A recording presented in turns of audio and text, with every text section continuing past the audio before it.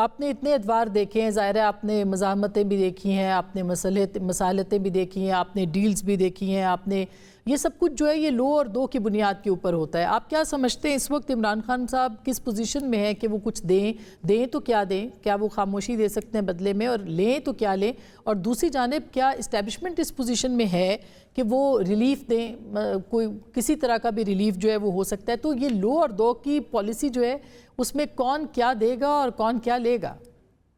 دیکھیے، تحریک انصاف جو ہے وہ امن و سکون فراہم کر سکتی ہے، اور اس کے بدلے میں اس کو اپنا سیاسی کردار ادا کرنے کے مواقع مل سکتے ہیں۔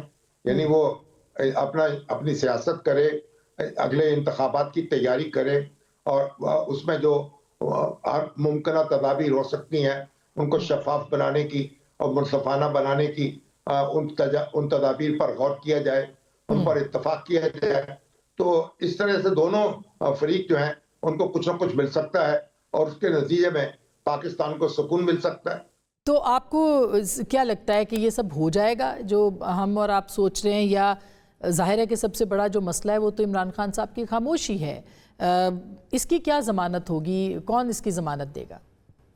نہیں، خاموشی کی ضرورت نہیں ہے ان کو، وہ اپنی بات کر سکتے ہیں، اپنی سیاست کر سکتے ہیں، مگر احتجاجی سیاست جو ہے اس سے گریز کرنا ہوگا، اور پارلیمانی سیاست، جمہوری سیاست، آئینی سیاست کرنی ہوگی۔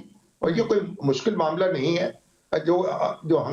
یہ احتجاجی سیاست ہے، اس نے انہیں کچھ نہیں دیا، ان کی مشکلات میں اضافہ کیا ہے، تو اس لیے اس سے گریز کیا جائے تو بہت بہتر ہوگا۔ اور تحریک انصاف کو ایک نارمل پولیٹیکل پارٹی کے طور پر اپنا کردار ادا کرنے کا حق حاصل ہے۔ اس کی بڑی تعداد اسمبلیوں میں موجود ہے، وہ اپنا کردار وہاں ادا بھی کر سکتی ہے، حزب اختلاف کے طور پر بھی، اور جہاں اس کے پاس حکومت ہے وہاں حکومت کے طور پر بھی۔ لیکن شامی صاحب، یہ جو بھی چلتے چلتے یہ بھی بتا دیں کہ یہ جو وضاحت آئی ہے سیکیورٹی ذرائع کے، مطلب ذرائع آپ بھی جانتے ہیں کہ کس طرح سے یہ وضاحتیں آتی ہیں، یہ پھر کیوں وضاحت کی ضرورت پیش آئی؟ کیا حکومت کی طرف سے کوئی دباؤ آیا ہوگا، یا آپ سمجھتے ہیں کہ اب واقعی اسٹیبلشمنٹ کا سیاست میں کوئی کردار نہیں ہوگا اور سیاسی حکومت کو یہ فیصلے کرنے پڑے ہوں گے؟ یہ وضاحت کی پھر کیوں ضرورت جو ہے وہ پیش آئی ہے؟ دیکھیے، اب جتنے بھی نقطے ہم نکال سکتے ہیں، اور ان نقطوں کے جواب میں بھی کوئی نقطے نکالے جا سکتے ہیں، تو ہمارا پولیٹیکل پروسیس اسی طرح سے آگے بڑھتا ہے، اور ہمارا میڈیا جو ہے اس کی دال روٹی بھی اسی طریقے سے چلتی ہے۔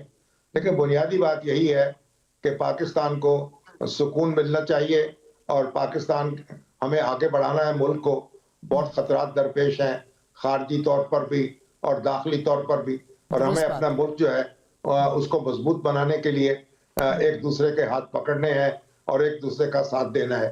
یہ ایک بنیادی بات ہے۔ اب اس کی جتنی تعبیریں کر لیں اور جتنی تشریحیں کر لیں، اور کوئی کچھ کہہ لے یا کچھ نہ کہے، اگر کوئی قدم اس طرف بڑھتا نظر آئے گا تو اس کا خیر مقدم کیا جائے گا، اور دور ہٹتا نظر آئے گا تو اس پر اظہار افسوس کیا جائے گا۔ جی، بہت بہت شکریہ مجیب الرحمان شامی صاحب، آپ نے بہت سیر حاصل گفتگو کی اس کے اوپر، اور آپ نے بہت سارے ادوار دیکھے ہیں، لہٰذا آپ کی جو رائے ہے وہ بہت اہم ہے، آپ کی اطلاعات بہت اہم ہے اس وقت۔